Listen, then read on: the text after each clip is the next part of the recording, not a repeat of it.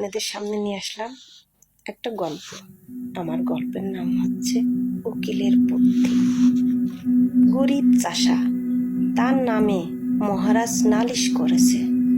বেচারা কবে তার কাছে 25 টাকা নিয়েছিল সুদে আসলে, তাই এখন 500 টাকায় দাঁড়িয়েছে। চাষা অনেক কষ্টে 100 টাকা জোগাড় করেছে, কিন্তু মহারাজ বলছে 500 টাকা 1 পয়সাও কম নয়, দিতে না পারলে জেলে যাও। সুতরাং চাষার আর রক্ষা নেই।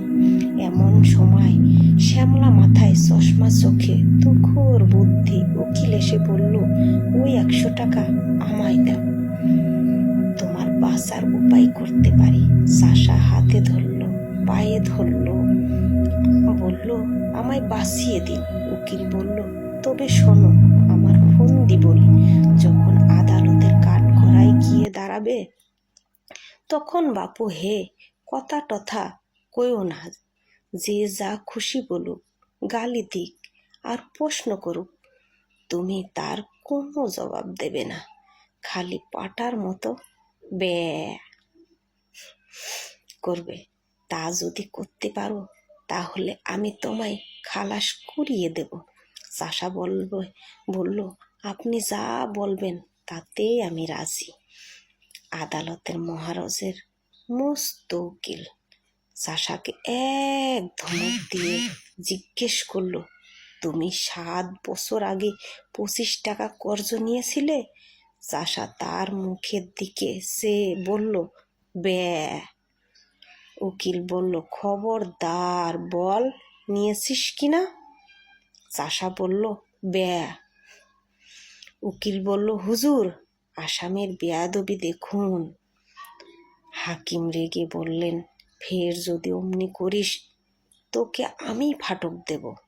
চাষা অনন্ত ভয়ে পেয়ে কাদু কাদু হয়ে বলল, বে বে।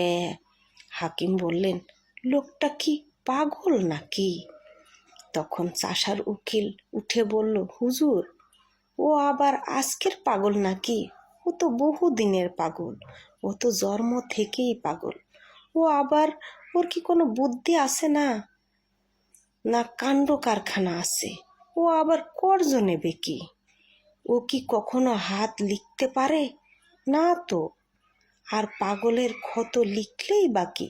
দেখুন, দেখেই এত হতভাগা মহারাষ্ট্রের কাণ্ড দেখুন তো। ইচ্ছে করে জেনে শুনে পাগলটাকে ঠকিয়ে নেবার মতলব করেছে। আরে ওর কি মাথা ঠিক আছে? এবার বলছে, ওইখানে একটা আঙ্গুলের টিপ দে। পাগল কি জানে? সে অমনি টিপ দিয়েছে। এই তো ব্যাপার। দুই উকিলে ঝরগা বেঁধে গেল।